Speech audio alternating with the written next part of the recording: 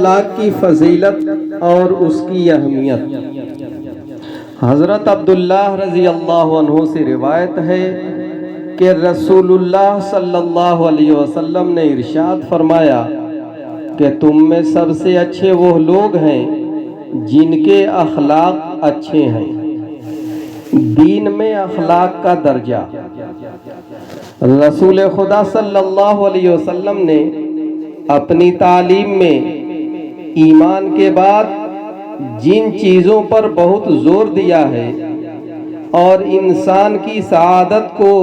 ان پر موقوف بتلایا ہے، ان میں سے ایک یہ بھی ہے کہ آدمی کے اخلاق بہت ہی اچھے ہوں اور انسان اپنے آپ کو برے اخلاق سے محفوظ رکھے۔ رسول خدا صلی اللہ علیہ وسلم کی بعثت کے جن مقاصد کا قرآن مجید میں ذکر کیا گیا ہے، ان میں ایک یہ بھی بتایا گیا ہے کہ آپ کو انسان کا تزکیہ کرنا شامل ہے۔ وَيُزَكِّيهِمْ، اور اس تزکیہ میں اخلاق کی اصلاح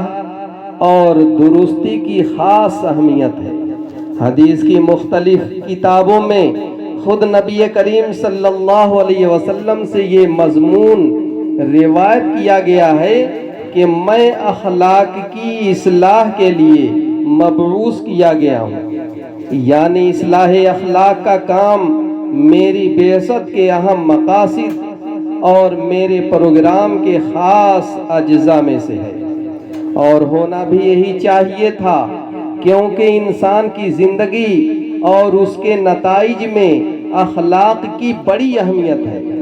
اگر انسان کے اخلاق اچھے ہوں تو اس کی اپنی زندگی بھی قلبی سکون اور خوشگواری کے ساتھ گزرے گی اور دوسروں کے لیے بھی اس کا وجود رحمت اور چین کا سامان ہوگا۔ اس کے برعکس اگر آدمی کے اخلاق برے ہوں تو وہ خود بھی زندگی کے لطف و مسرت سے محروم رہے گا، اور جن سے اس کا واسطہ اور تعلق ہوگا ان کی زندگیاں بھی بے مزہ اور تلخ ہوں گی۔ یہ تو خوش اخلاقی اور بد اخلاقی کے وہ نقد دنیاوی نتیجے ہیں جن کا ہم آپ روزمرہ مشاہدہ اور تجربہ کرتے رہتے ہیں، لیکن مرنے کے بعد والی ہمیشہ ہمیشہ والی زندگی میں ان دونوں کے نتیجے ان سے بدرجہ زیادہ اہم نکلنے والے ہیں۔ آخرت میں خوش اخلاقی کا نتیجہ ارحم الراحمین کی رضا اور جنت ہے، اور بد اخلاقی کا انجام خداوند قہار کا غضب اور دوزخ کی آگ ہے۔ اللہم احفظنا۔ اخلاق کی اصلاح کے سلسلے میں رسول خدا صلی اللہ علیہ وسلم کے جو ارشادات حدیث کی کتابوں میں محفوظ ہیں وہ دو طرح کے ہیں۔ ایک وہ جن میں آپ نے اصولی طور پر حسن اخلاق پر زور دیا ہے اور اس کی اہمیت و فضیلت اور اس کا غیر معمولی اخروی ثواب بیان فرمایا ہے، اور دوسرے وہ جن میں آپ نے بعض خاص اخلاق حسنہ اختیار کرنے کی یا اسی طرح مخصوص بد اخلاقیوں سے بچنے کی تاکید فرمائی ہے۔ آئیے ان میں سے کچھ چیز کو ہم سنیں اور اس کے اوپر عمل کرنے کی کوشش کریں۔ حضرت ابو ہریرہ رضی اللہ عنہ سے روایت ہے کہ رسول خدا صلی اللہ علیہ وسلم نے فرمایا، ایمان والوں میں زیادہ کامل ایمان والے وہ لوگ ہیں جو اخلاق میں زیادہ اچھے ہیں۔ مطلب یہ ہے کہ ایمان اور اخلاق میں ایسی نسبت ہے، جس کا ایمان کامل ہوگا اس کے اخلاق لازماً بہت اچھے ہوں گے، اور جس کے اخلاق بہت اچھے ہوں گے اس کا ایمان بھی بہت کامل ہوگا۔ واضح رہے کہ ایمان کے بغیر اخلاق بلکہ کسی عمل کا، حتیٰ کہ عبادات کا بھی کوئی اعتبار نہیں۔ ہر عمل اور ہر نیکی کے لیے ایمان بمنزلہ روح اور جان کے ہے۔ اس لیے اگر کسی شخصیت میں اللہ اور اس کے رسول پر ایمان کے بغیر اخلاق نظر آئے تو تو وہ حقیقی اخلاق نہیں ہے بلکہ اخلاق کی صورت ہے، اس لیے اللہ کے ہاں اس کی کوئی قیمت نہیں ہے۔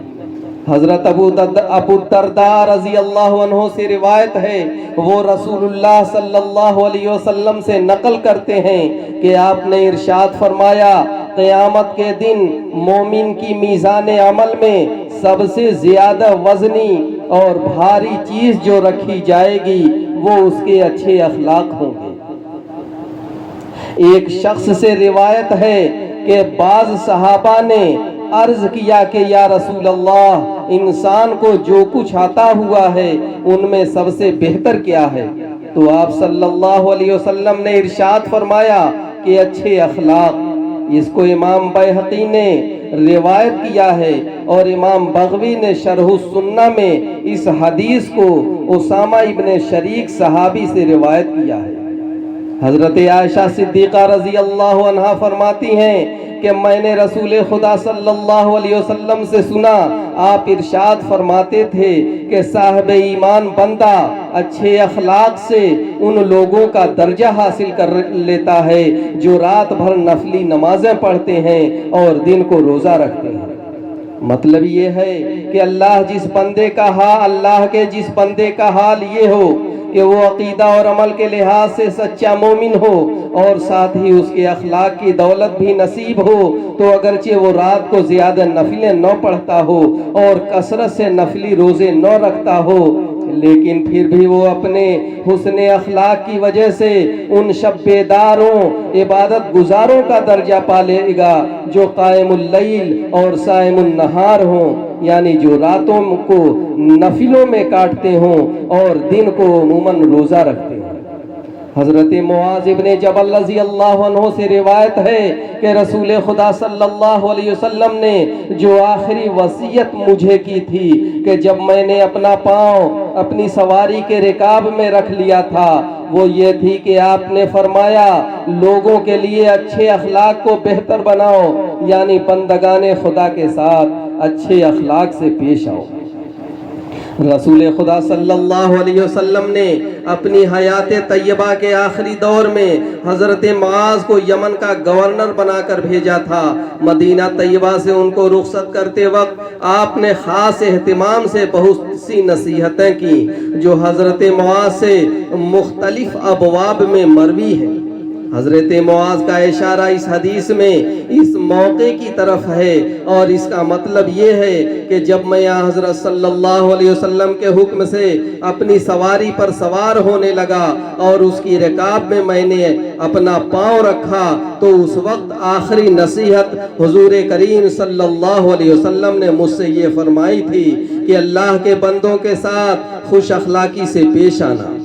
واضح رہے، خوش اخلاقی کا تقاضا یہ نہیں ہے کہ جو عادی مجرم ہوں، ظلم پیشہ ہوں، بدمعاش ہوں، سختی کے مستحق ہوں اور سختی کے بغیر ان کا علاج نہ ہو سکتا ہو، ان کے ساتھ بھی نرمی کی جائے۔ یہ تو اپنے فرائض کی ادائیگی میں کوتاہی اور مداہنت ہوگی۔